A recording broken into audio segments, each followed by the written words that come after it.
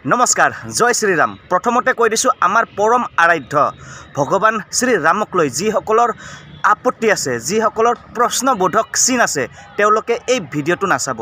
Please আপোনালোকে এই ভিডিঅ'টোৰ পৰা আঁতৰত থাকক। ইয়াত এনেকুৱা অযথা অবান্তৰ প্ৰশ্ন কৰি পৰিৱেশটো বিনষ্ট নকৰিব। আপোনালোকে আপোনাৰ স্থানত থাকক, আমি আমাৰ স্থানত আছোঁ।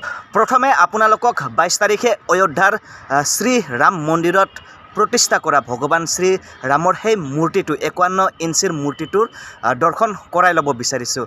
শ্যাম বৰ্ণৰ এই 51 ইঞ্চি মূৰ্তিটো কৰ্ণাটকৰ 300 কৰোৰ বছৰ পুৰণি শিলৰ পৰা কাটি ধুনীয়াকৈ প্ৰস্তুত কৰা হৈছে। এই মূৰ্তিটো ভগৱান শ্ৰীৰামৰ 5 বছৰীয়া বাল্যকালৰ সৌন্দৰ্যৰ অনুপম ৰূপটো তাত মানে ৰামায়ণৰ বিভিন্ন সন্দৰ্ভৰ পৰা তাত ধুনীয়াকৈ বনোৱা হৈছে। আৰু 22 জানুৱাৰী তাৰিখে 500 বছৰীয়া যুদ্ধৰ অন্ত পৰিব, মানে ভগৱান প্ৰভু তেওঁৰ স্থানত তেওঁৰ সেই ভব্য মন্দিৰটোৰ শুভাৰম্ভণি কৰা হ'ব।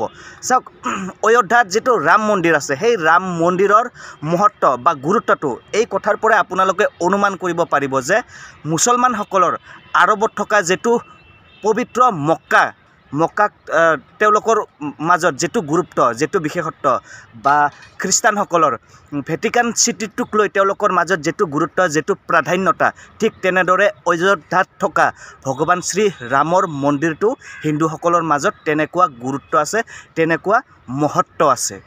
22 জানুৱাৰীৰ দিনটো বিশেষ স্মৰণীয় কৰি ৰাখিবৰ কাৰণে ইতিমধ্যে বিশেষ ব্যৱস্থা গ্ৰহণ কৰা হৈছে। ভাৰতৰ মানে সমগ্ৰ ভাৰতবৰ্ষটো ৰামময় হোৱাৰ লগতে মানে বিশ্বৰ বহুতো দেশত ইতিমধ্যে ব্যাপক প্ৰস্তুতি চলিছে। আৰু ভগৱান শ্ৰীৰামৰ পত্নী সীতাৰ জন্ম যিহেতু নেপালৰ পৰা ইতিমধ্যে বিভিন্ন সামগ্ৰী ভাৰতলৈ আহিছে। থাইলেণ্ড, কম্বোডিয়া, ইণ্ডোনেছিয়া এই দেশবোৰৰ পৰাও অযোধ্যাৰ ৰাম মন্দিৰৰ প্ৰাণ প্ৰতিষ্ঠাৰ দিনটোৰ কাৰণে বহুতো সামগ্ৰী ইতিমধ্যে আহিছে। আৰু আপোনালোকে মৰিচাছ দেশখনৰ বিষয়ে জানেনে? বহুতে আজিলৈকে মৰিচাছ দেশখনৰ বিষয়ে নাজানে।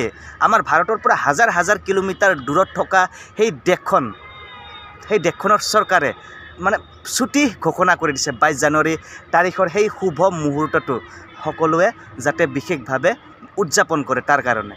এইখন হ'ল আমাৰ মৰমৰ ভাৰতবৰ্ষ, আৰু ভাৰতবৰ্ষৰ পশ্চিমে এইটো হ'ল আফ্ৰিকা মহাদেশ। আফ্ৰিকা মহাদেশৰ ওচৰত এইটো মাডাগাস্কাৰৰ ওচৰত এইটো ভাৰত মহাসাগৰত এইটো হ'ল মৰিচাছ দেশখন। আৰু আমেৰিকাৰ যিটো টাইমছ স্কুৱেৰ আছে, তাত 22 জানুৱাৰীৰ সেই বিশেষ দিনটো লাইভ দেখুওৱা হ'ব। তাৰপিছত পেৰিছৰ আইফেল টাৱাৰৰ পৰা ভগৱান শ্ৰীৰামৰ শোভাযাত্ৰা উলিওৱা হ'ব। তাৰপিছত ভাৰত চৰকাৰে সেই দিনটো মানে বিশেষভাৱে উদযাপন কৰিবৰ কাৰণে ছুটি ঘোষণা কৰিছে। তাৰপিছত এনেদৰে তাৰমানে ভাৰতৰ বিভিন্ন ৰাজ্যৰ বিভিন্ন চহৰত বিভিন্ন ধৰণে সেই 22 জানুৱাৰীৰ দিনটোক বিশেষভাৱে পালন কৰাৰ কাৰণে ইতিমধ্যে সকলোৱে প্ৰস্তুতি আৰম্ভ কৰি দিছে।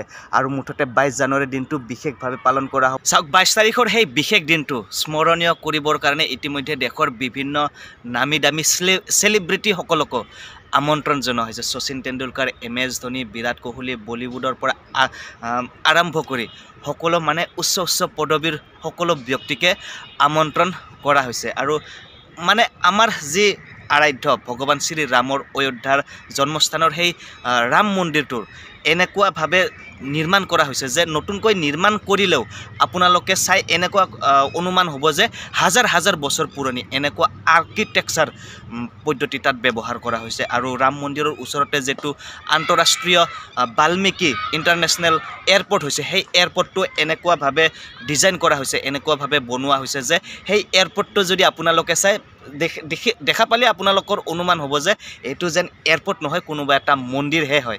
এনেদৰে ইমান ধুনীয়াকৈ জাকজমককৈ ভগৱান শ্ৰীৰামৰ জন্মস্থানত তেওঁৰ মন্দিৰৰ শুভ উদ্বোধনী হ'ব, তেওঁৰ মন্দিৰৰ প্ৰাণ প্ৰতিষ্ঠা হ'ব। গতিকে ময়ো খুবেই গৌৰৱ অনুভৱ কৰোঁ। আৰু আপোনালোক সকলেও ওলাই আহক, আমি সকলো দেশবাসী ৰামময় হৈ পৰোঁ। ৰামৰ এই বিশেষ দিনটো আমি সকলোৱে উলহ মালহেৰে পালন কৰোঁ। আকৌ এবাৰ দেৱালী উদযাপন কৰোঁ। আমাৰ প্ৰতিটো ঘৰত অন্ততঃ এগছিকৈ হ'লেও বন্তি প্ৰজ্বলন কৰোঁ আহক।